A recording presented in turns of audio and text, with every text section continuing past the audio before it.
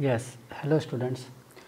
हाँ, atomic structure में हम अभी drawbacks of the bourse theory discuss कर रहे थे। प्रीवियस लेक्चर में भी हमने डिस्कस किया। अब हम इसमें आगे हाइजेनबर्ग अनसर्टेनिटी प्रिंसिपल डिस्कस करेंगे, ठीक है।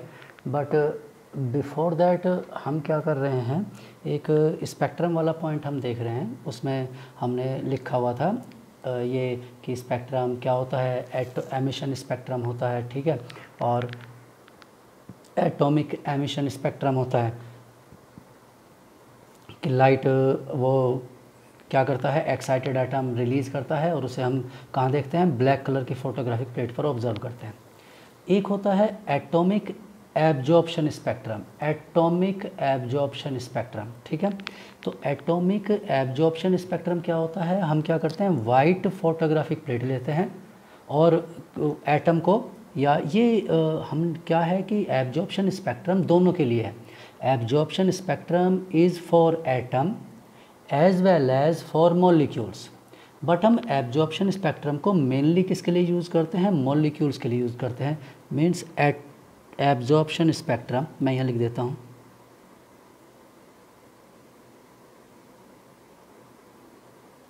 Absorption spectra.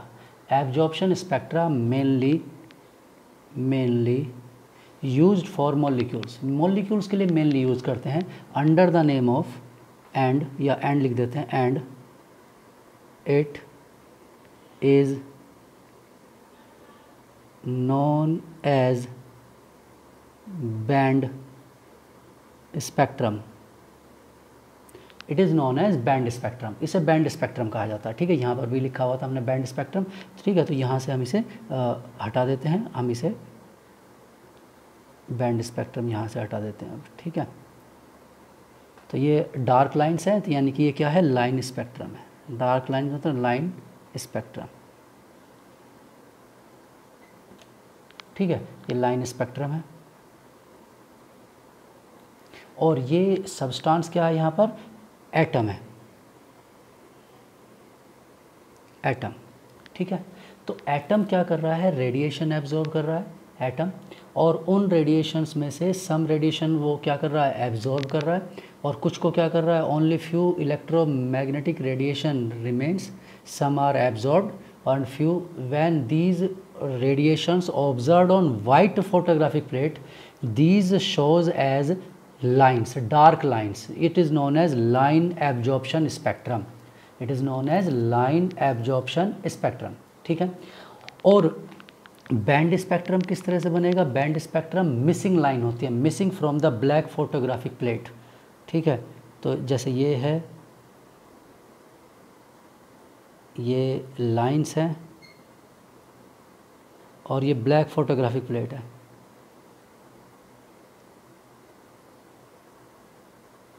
ठीक है। ब्लैक फोटोग्राफिक प्लेट, ब्लैक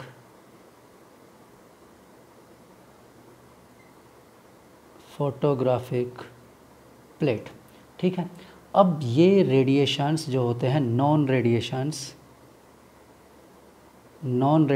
हम क्या कर रहे हैं, किस पर अप्लाइड कर रहे हैं, मॉलिक्यूल पर, ठीक है। ये है मॉलिक्यूल, ठीक है। और some are absorbed, some absorbed, ठीक है। रिमेनिंग फ्यू रिमेन्स अनएब्जॉर्ब्ड, ठीक है। विदाउट एब्जॉर्ब या अनएब्जॉर्ब रह जाती हैं सम आर, और उनको हम अगेन फोटोग्राफिक प्लेट पर ऑब्जर्व करते हैं। ये क्या है, ये ब्लैक फोटोग्राफिक प्लेट है,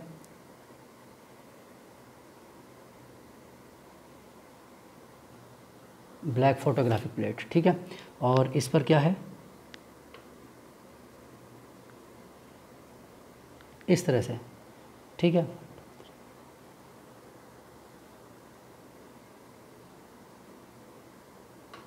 इस तरह से। तो सम लाइन्स आर मिसिंग, कुछ लाइन मिसिंग हो जाती हैं, due to missing line band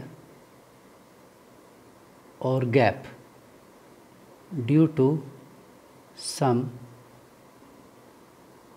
missing lines. Due to some missing line, यहाँ पर क्या बन जाता है, बैंड बन जाता है या गैप बन जाता है। ठीक है, तो जब ब्लैक फोटोग्राफिक प्लेट पर ऑब्ज़र्व करते हैं, ठीक है, तो वो मॉलिक्यूल्स के लिए ऑब्ज़र्व करते हैं और वहाँ पर जो गैप बनता है उसे बैंड गैप या क्या कहते हैं, बैंड स्पेक्ट्रम या बैंड एब्जॉर्प्शन स्पेक्ट्रम कहा जाता है। लेकिन जब वो वाइट लाइट पर हम करते हैं, मतलब वाइट फोटोग्राफिक प्लेट पर उसे ऑब्ज़र्व करते हैं, तो लाइंस बनती हैं, तो इसे लाइन स्पेक्ट्रम कहते हैं। तो लाइन स्पेक्ट्रम आप किसी के लिए भी यूज़ कर सकते हैं, but band spectrum is only for molecules. ठीक है, only for molecules. Band spectrum is only for, ठीक है, mainly use for molecules. Absorption spectrum mainly use for molecules and it is known as band spectrum. Not, band spectrum is not for atoms. ठीक है, मैं यहाँ लिख देता हूँ, band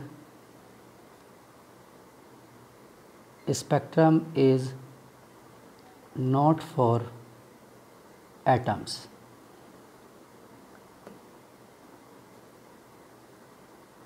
ठीक है, तो ये मैंने अलग से लिख दिया है। ठीक,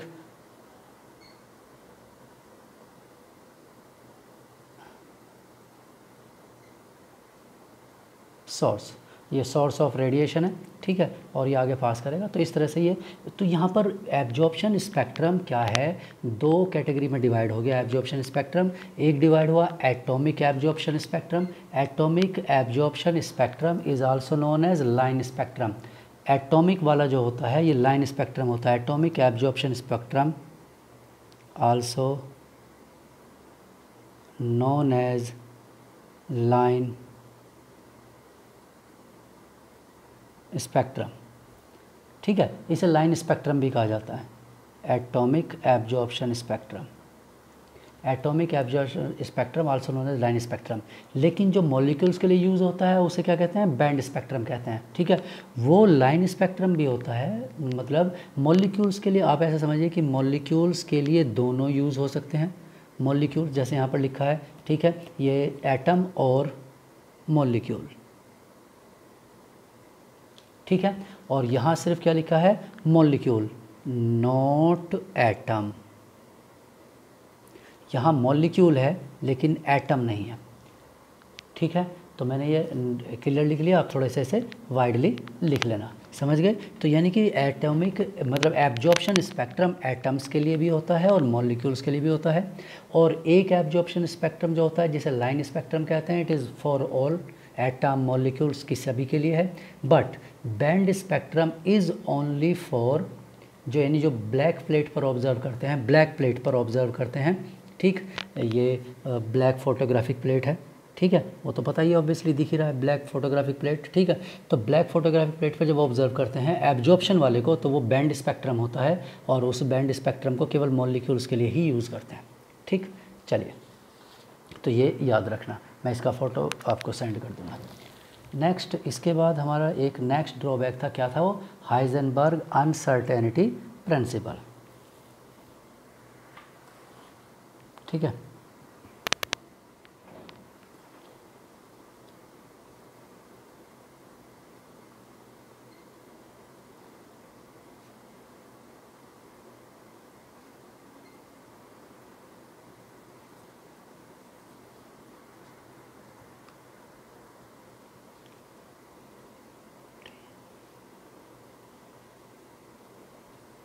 अनसर्टेनिटी प्रिंसिपल।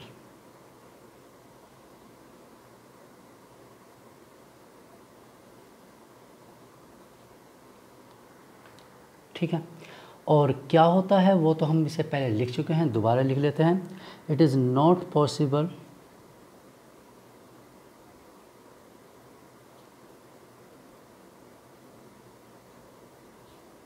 किसी भी लैंग्वेज में लिखा जाता है, जैसे इट इज़ इम्पॉसिबल, ठीक है, या it is not possible to measure the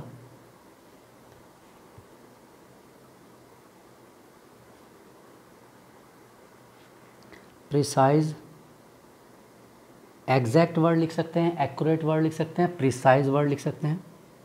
ठीक है, precise values of both the position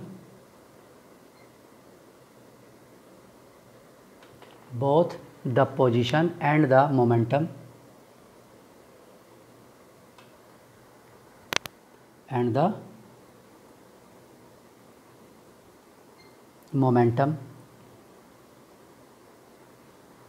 along the same axis simultaneously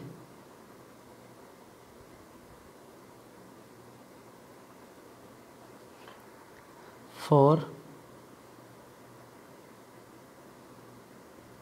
subatomic particles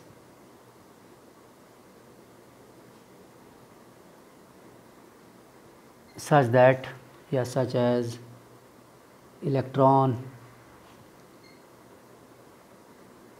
proton etcetera. Neutron भी हो सकता है, कोई और सब एटॉमिक पार्टिकल हो सकता है, कोई भी हो सकता है, ठीक है।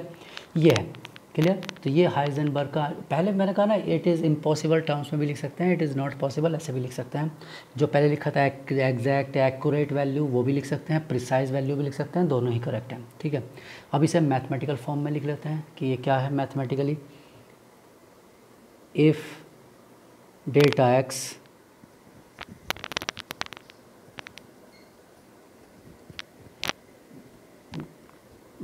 x be the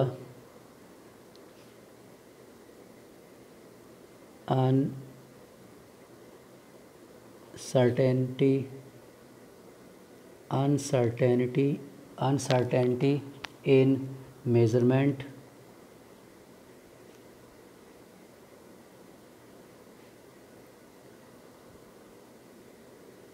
of position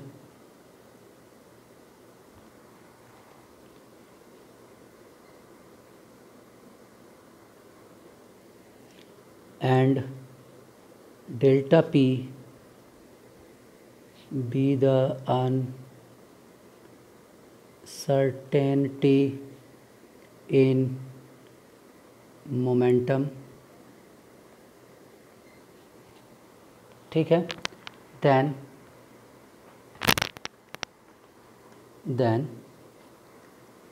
delta x into delta p is greater or equal than that of h upon 4 pi, ठीक है। तो हाइजेनबर्ग के अकॉर्डिंग क्या है, अकॉर्डिंग टू हाइजेनबर्ग अगर delta x uncertainty in measurement of position and delta P the uncertainty in momentum, ठीक है। तो इनका रिलेशन क्या होगा, delta x into delta P का मल्टीपल ग्रेटर होगा या इक्वल होगा h अपॉन 4 पाई के, ठीक है। या फिर आप इसे ऐसा लिख सकते हैं, डेल्टा एक्स डेल्टा पी को क्या लिख सकते हैं, m डेल्टा वी। मास तो हम मान के चलते हैं कि वो चेंज नहीं हो रहा है, इसलिए हमने डेल्टा m नहीं लिखा है, ठीक है। ग्रेटर और इक्वल h अपॉन 4 पाई, ठीक। या फिर आप इसे ऐसा लिख सकते हैं, delta x delta V is greater equal upon 4 pi m, ठीक है। इस फॉर्म में लिखा जा सकता है, क्लियर। इसमें तो कोई है ही नहीं प्रॉब्लम, क्यों, क्योंकि डेल्टा पी किसके इक्वल होता है, m इंटू डेल्टा वी, ठीक है, इसके फॉर्म में होता है, ठीक। और डेल्टा वी क्या हो जाएगा, डेल्टा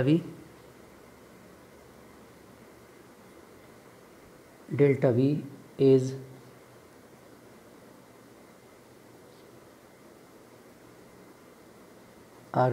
अनसर्टेनिटी इन वेलोसिटी, ये वेलोसिटी की अनसर्टेनिटी है, ठीक है। और अब ये ऐसा कैलकुलेट किया हाइजेनबर्ग ने, इस टाइप का रिलेशन कैलकुलेट किया कि अगर डेल्टा एक्स की वैल्यू को स्मॉलर करते हैं तो डेल्टा पी इंक्रीज़ होता है। ऐसा कैसे ऑब्जर्व हुआ कि क्योंकि इन दोनों का मल्टीपल ऑलवेज एच तो कांस्टेंट है, अगर राइट हैंड साइड कांस्टेंट है, एच कांस्टेंट है, 4 कांस्टेंट है, पाई कांस्टेंट है, if right hand side is constant तो left hand side should be constant. अब अगर आप एक को इंक्रीज़ करोगे तो दूसरा क्या होगा, डिक्रीज़, एक को डिक्रीज़ करोगे दूसरा क्या होगा, इंक्रीज़ का होगा, ठीक है। क्लियर। तो एक with increase in accuracy of one decreases the other, ठीक है, clear. With increase in accuracy of one decreases the other.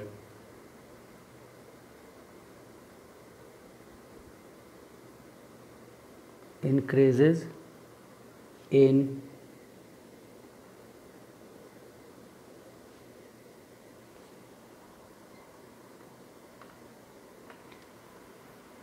accuracy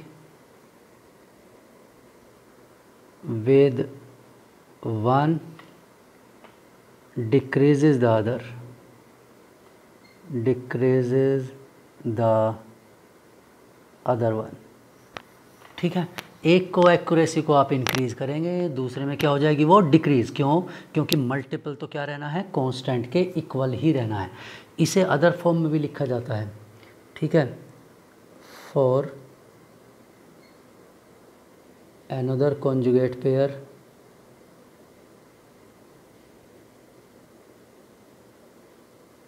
of variables,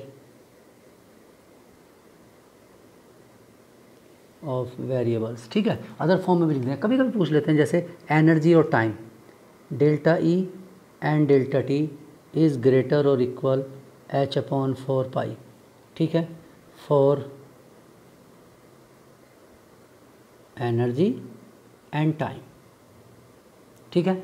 यानी कि आप एक छोटे पार्टिकल की एनर्जी को और उसके टाइम को एक्यूरेटली, यानी किसी एक पर्टिकुलर टाइम पर आप किसी इलेक्ट्रॉन की एक्यूरेट एनर्जी को डिसाइड नहीं कर सकते, ठीक है। अगर फिक्स करने की कोशिश करोगे तो रिज़ल्ट नहीं आएगा, ठीक है। आप टाइम को एक्यूरेट करने की कोशिश करोगे, जैसे बहुत कम टाइम में आप एनर्जी सॉल्व कर रहे हो तो एनर्जी का डिफरेंस बहुत ज़्यादा आएगा, ठीक है। और अगर आप टाइम वाइडली लेते हो, मतलब टाइम छोड़ देते हो, टाइम को वाइड कर लेते हो कि हाँ चलो ठीक है हम विद इन 1 मिनट सॉल्व कर लेंगे, विद इन 10 मिनट सॉल्व कर लेंगे, तो you got the accurate energy value, तो आपको एनर्जी की एक्यूरेट वैल्यू मिल जाएगी। यानी दोनों में से कोई से एक को अगर आप एक्यूरेट करने की कोशिश करोगे, टाइम की एक्यूरेसी बढ़ाओगे, एनर्जी की एक्यूरेसी खत्म हो जाएगी, एनर्जी की एक्यूरेसी बढ़ाओगे, टाइम की एक्यूरेसी खत्म हो जाएगी। यानी आप एक simultaneously time exactly at the same time आप accurate numerical value of energy solve. Boards कहता है कि सॉल्व कर सकते हैं, बोर्ड्स में तो लिखा है फॉर्मूला कि किसी भी टाइम पर आप किसी भी ऑर्बिट में इलेक्ट्रॉन की एनर्जी को सॉल्व कर लो, लेकिन कहा ना वो साइमल्टेनियसली पॉसिबल नहीं है, अलग अलग सॉल्व कर सकते हैं। मतलब एक टाइम पर हम टाइम सॉल्व कर लें कि इलेक्ट्रॉन कहाँ है कहाँ नहीं है, और उसके बाद उसकी एनर्जी सॉल्व कर लें, दोनों को एक साथ सॉल्व करना पॉसिबल नहीं है। दूसरा रिलेशन है delta phi delta theta is greater और इक्वल h/4π, ठीक। ये किससे रिलेटेड है? For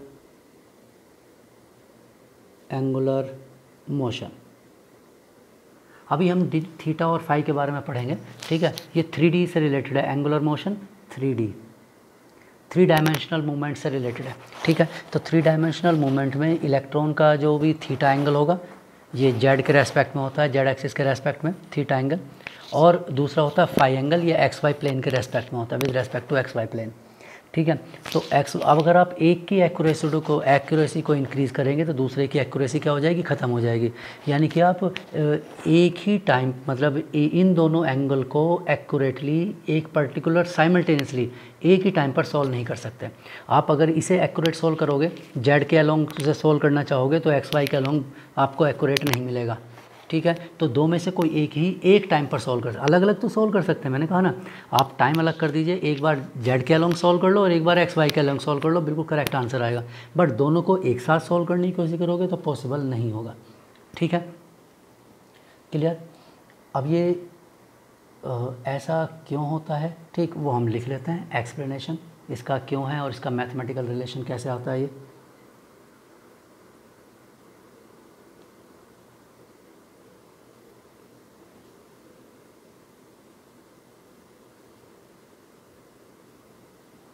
Heisenberg's uncertainty principle,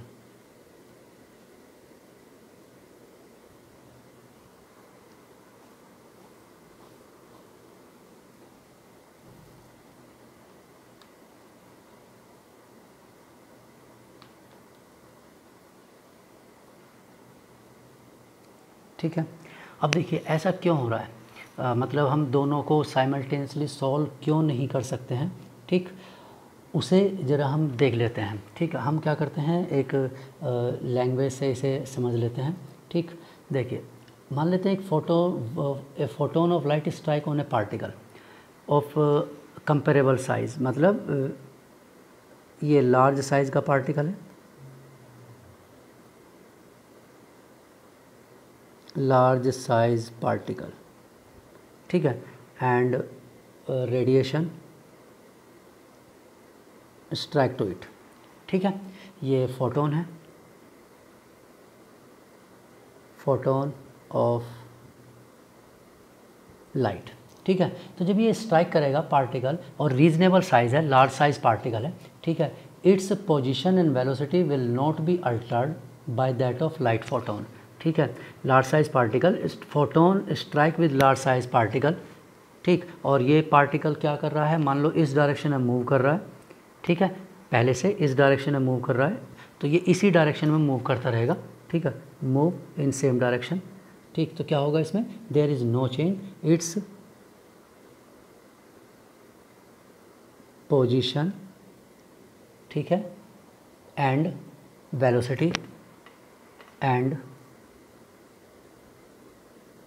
velocity will not altered by the photon। ठीक है, फोटोन से इस पर कोई इफेक्ट नहीं पड़ेगा। ठीक है, तो आप क्या कर सकते हैं, उसे इजीली क्या डिटेक्ट कर सकते हैं उसकी पोजीशन को, क्यों, क्योंकि वो जहाँ है जिस स्पीड से चल रहा है उसी स्पीड से चलता रहेगा। ठीक है, तो आप उसे हिट करेंगे फोटोन से, फोटोन वापस आ जाएगा और हमें उसकी पोजीशन का एक्यूरेट, जैसे कि उसमें यूज़ करते हैं आप लोग, मतलब आप पढ़ते होंगे फिजिक्स में, आप रीड करेंगे, जैसे एरोप्लेन की पोजीशन, मिसाइल्स की पोजीशन, नेविगेशन सिस्टम, ठीक है, किसी की पोजीशन को कैसे फाइंड आउट करते हैं, लार्ज ऑब्जेक्ट होते हैं तो हम उसकी एक्यूरेट स्पीड और लोकेशन को फाइंड आउट कर लेते हैं कि वो मिसाइल कहाँ है, एग्जैक्ट किस पोजीशन पर है, किस लोकेशन, उसे हिट भी कर सकते हैं। ऐसी एरोप्लेन की पोजीशन, ऐसी शिप्स वगैरह की पोजीशन, या फिर वो सबमरीन्स की पोजीशन, इन सबको आइडेंटिफाई कर लिया जाता है। कैसे आइडेंटिफाई कर लेते हैं, इसी से, क्यों, क्योंकि ये लार्ज ऑब्जेक्ट हैं, इनकी वेलोसिटी या इनकी पोजीशन लाइट से या इलेक्ट्रोमैग्नेटिक रेडिएशन हिट करने से चेंज नहीं होती हैं, बहुत लार्ज ऑब्जेक्ट्स होते हैं, हैवियर मास होते हैं। ठीक है, तो क्या होगा, value position momentum for the macroscopic particles can be measured simultaneously. ठीक है, तो ये लार्ज साइज मतलब मैक्रोस्कोपिक।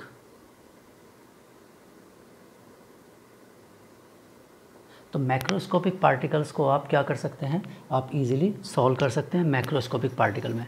ठीक, but if photon strike with small particle, ठीक, ये पार्टिकल है microscopic particle. Now the radiation strike to it, photon of light strike to it। ठीक है, तो अब इसमें क्या होगा, इसकी वेलोसिटी, ठीक है, और इसकी पोजीशन दोनों में क्या हो जाएगा, वेरी स्मॉल साइज यानी पार्टिकल्स में, due to the microscopic particle, क्या लिखेंगे हम, सफ़र से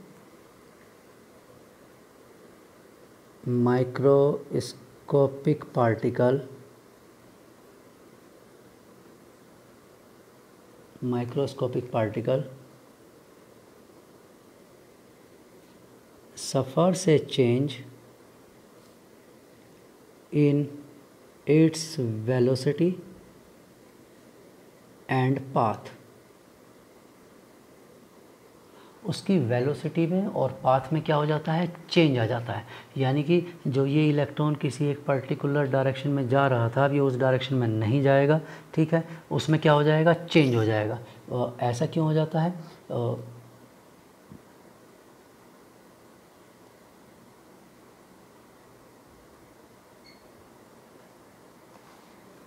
its velocity and path because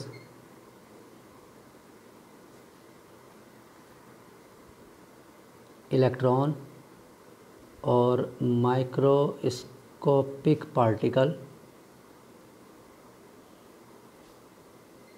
can absorb the energy from photon या लाइट। ठीक है, वो लाइट से एनर्जी एब्जॉर्ब कर सकता है या फोटोन, जो फोटोन होता है पैकेट होता है उसे एब्जॉर्ब कर सकता है। ठीक है, तो ये पैकेट को एब्जॉर्ब कर लेता है इलेक्ट्रॉन, या क्या कर लेता है उसे लाइट की जो भी पैकेट होगा वो पैकेट को ही एब्जॉर्ब करेगा। लाइट है या लाइट वर्ड लिखो या पैकेट वर्ड लिखो, तो ये उसे एब्जॉर्ब कर लेता है और उससे क्या होता है, उसकी पोजीशन और उसकी वेलोसिटी में क्या हो जाता है, चेंज आ जाता है। ठीक है, अब वो क्यों एब्जॉर्ब, ऐसा क्यों हुआ, आप वो एब्जॉर्ब तो इसने भी किया होगा large size particle also, but due to mass. और ऐसा क्यों होता है, due to its less mass. ठीक है, change in velocity and path, bracket में लिख लेते हैं due to its, because of its light weight और very less mass, it there is a large change due to very less mass, due to their, ऐसा लिखो, due to their very less mass microscopic particles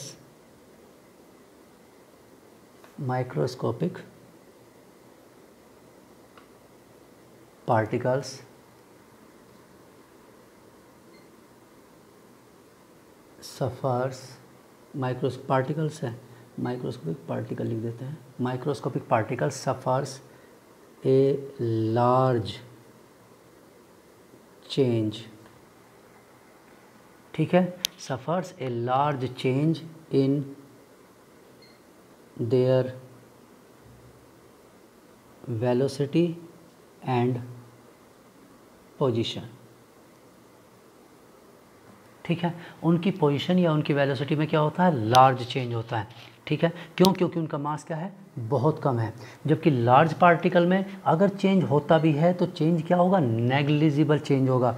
क्यों, because of their large मास। अब ऐसा थोड़ी होगा, मतलब ये तो पॉसिबल नहीं है कि सनलाइट के कांटेक्ट में एरोप्लेन है और एरोप्लेन ने सनलाइट को एब्जॉर्ब किया और उसकी वेलोसिटी ट्रिपल हो गई, डबल हो गई, इम्पॉसिबल। उसकी वेलोसिटी में तो चेंज तो हो सकता है, ज़रूर होगा, लेकिन वो चेंज नेग्लिजिबल होगा, यानी 0, 10⁻⁻20, 10⁻⁻100, 10⁻⁻1000, ऐसा कुछ चेंज होगा। और ये चेंज क्या है, नेग्लिजिबल है। जो एरोप्लेन 500 किलोमीटर पर आवर की स्पीड से चल रहा है या 1000 किलोमीटर पर आवर की स्पीड से चल रहा है और उसमें चेंज कितना हुआ, 10⁻, मतलब change in velocity is 10⁻⁻20, 10⁻⁻20 kilometre per hour का चेंज हो गया। अब 1000 में आप 10⁻⁻20 किलोमीटर पर आवर की वैल्यू को ऐड करोगे तो कोई भी रिजल्ट नहीं आने वाला। क्यों, क्योंकि 1000 के रेस्पेक्ट में ये क्या है, नेग्लिजिबल है। ऐसी ही उसकी पोजीशन भी है, पोजीशन में क्या चेंज आने वाला, माइंड इतना कम चेंज होगा एरोप्लेन की पोजीशन में या लार्ज साइज के पार्टिकल की पोजीशन में कि हम उसे ऑब्जर्व ही नहीं कर सकते, कैलकुलेट ही नहीं कर सकते उसे। ठीक है, मतलब हमारे पास इंस्ट्रूमेंट नहीं है जो उसे रीड करेंगे चेंज को। लेकिन इलेक्ट्रॉन में ड्रास्टिक चेंज होता है, इलेक्ट्रॉन, प्रोटॉन, इन सब में ड्रास्टिक चेंज होता है। ठीक है, चलिए अब हम ये तो हमने समझ लिया कि ऐसा क्यों हो रहा है, क्योंकि उसमें ड्रास्टिक चेंज आते हैं because of it's less mass. ठीक है, उसके लेस मास की वजह से। अब हम ज़रा इसे देख लेते हैं कि एग्जैक्ट मोमेंटम और पोजीशन को कैसे सॉल्व किया जाता है। ठीक है, या सॉल्व करने का क्या तरीका होता है।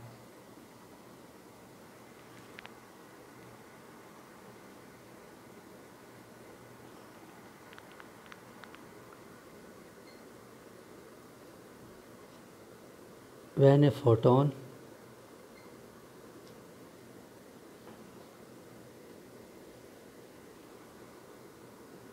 strikes with electron, ठीक, फोटोन लिख सकते हैं या फोटोन ऑफ लाइट, बात वही है।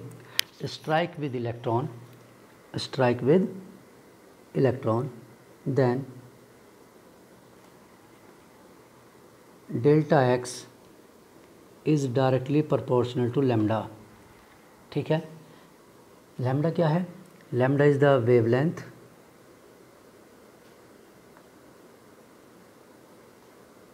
ऑफ फोटोन या light used to visualize the electron, visualize the particle या इलेक्ट्रॉन। ठीक है, यानी कि जो डेल्टा एक्स है, uncertainty in position, uncertainty in लिखवाया हुआ है आपको, डेल्टा एक्स का भी पीछे लिखा था हमने, तो वो किस पर डायरेक्टली डिपेंड करेगा, it is directly proportional to lambda, यानी कि लैम्डा जितना छोटा आप यूज़ करेंगे उतना ही डेल्टा एक्स क्या होगा, कम होगा। ठीक है, अब आप जितना लैम्डा बड़ा यूज़ करेंगे उतना ही डेल्टा एक्स क्या होगा, अनसर्टेनिटीज़, ठीक है, क्या होंगी, ये चेंज हो जाएगी, मतलब ज़्यादा हो जाएगी या कम हो जाएगी। ठीक है, ये डेल्टा लैम्डा पर डिपेंड करता है। ठीक, लैम्डा पर इसकी वैल्यू डिपेंड करती है। ठीक, कैसे, जैसे मैं आपको समझा देता हूँ।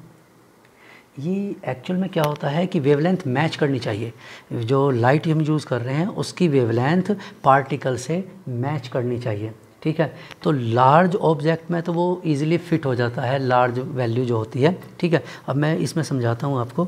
जैसे ये एक छोटा पार्टिकल है, ठीक है, इस छोटे पार्टिकल को ऑब्ज़र्व करना है।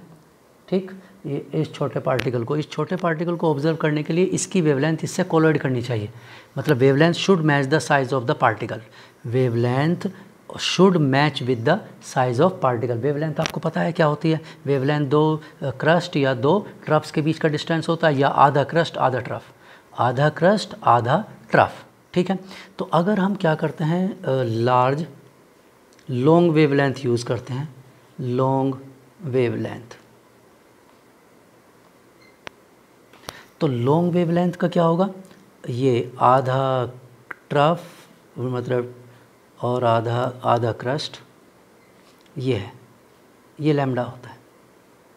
ठीक है, अब ये लॉन्ग वेवलेंथ में अगर इतना छोटे पार्टिकल से कोलिजन की बात करें तो इसकी इस तरह से, ये तो छोटा, यहाँ पर पार्टिकल इस तरह से यहाँ तक कहीं भी कोलिजन हो सकता है। ठीक है, इसके बीच में कहीं भी ये पार्टिकल हो सकता है, क्योंकि जब तक कोलिजन नहीं होगा वेवलेंथ का, पार्टिकल से कोलिजन नहीं होगा, यानी कोलिजन ही नहीं हुआ, तो हमें पता क्या चलेगा कि वो इलेक्ट्रॉन क्या हुआ, मतलब इलेक्ट्रॉन से कोलाइड करके हमें वापस आती है। मतलब जो पाथ होता है या जो भी कुछ इलेक्ट्रॉन के बारे में हम कुछ ऑब्ज़र्व कर रहे होते हैं वो किस तरह से ऑब्ज़र्व होता है, वो मैं भी डायग्राम बना दूंगा, उससे क्लियर हो जाएगा आपको। ठीक है, तो लॉन्ग वेवलेंथ अगर हम यूज़ करेंगे, देयर आर सो मैनी, ये पॉइंट क्या है, डॉट क्या है, so many uncertainties, ये बहुत सारी अनसर्टेनिटीज़ हैं। ठीक है, अब जो शॉर्ट वेवलेंथ ले लेते हैं, शॉर्ट वेवलेंथ। ठीक है, यानी सो मेनी अनसर्टेनिटीज में तो डेल्टा एक्स हायर, इसका मतलब यह है डेल्टा एक्स हायर है। अब एक छोटा वेवलेंथ लेते हैं, छोटा वेवलेंथ का मतलब क्या हुआ, लैम्डा छोटा होगा। शॉर्ट वेवलेंथ का मतलब कम होगा ना, ये लॉन्ग वेवलेंथ है, ये शॉर्ट वेवलेंथ है, इसका मतलब अनसर्टेनिटी क्या होगी, देखो यहाँ पर 3, 2, 5, 2, 7, 2, 9, 11 यानी 11 प्लेसेस पर वो हो सकता था, यहाँ पर कितना है, ओनली 5 प्लेस पर, यानी कि इनमें से कहीं पर हो सकता है। शॉर्ट यानी कि क्या है, लेस, डॉट का मतलब क्या हुआ, लेस अनसर्टेनिटीज़। ठीक है, means delta x low value. और मान लो और भी छोटा ले लेते हैं, मान लो और भी शॉर्टेस्ट ले लिया,